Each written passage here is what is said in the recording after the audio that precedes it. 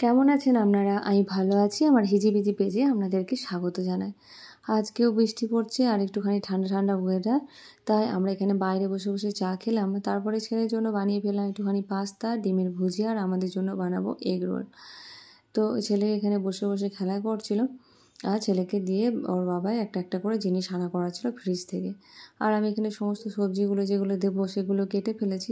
Butter দিলাম, বাটারের ওপর রসুন কুচি, পেঁয়াজ কুচি, আর দেবো গাজরটা আমি একটুখানি গ্রেট করে নিয়েছিলাম। তারপরে সেটা এর মধ্যে দিয়ে দেবো, আর এটা ভালো মতন ভাজা হয়ে এলে এর মধ্যে দিয়ে দেবো টমেটোটা। একটুখানি নুন দিয়ে ভালো মতন ভেজে, বাড়িরই দিয়েছি মশলা, ধনে জিরে গুঁড়ো। এরপর পাস্তাটা দিয়ে ভালো মতন ভেজে নেব। তারপরে করে নিয়েছিলাম ভুজিয়াটা, এইটাই ওকে বিকালে খাবারে দিয়েছিলাম।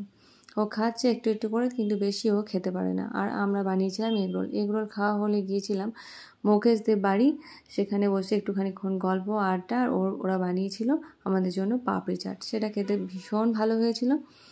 আর এই যে বেটা করছে খেলা। তারপর বাড়ি এসে খাওয়া দাওয়া সেরে ঘুমাতে গেলাম। তো আমার ছোট্ট ভিডিওটি কেমন লাগলো কমেন্টে জানাতে ভুলবেন না।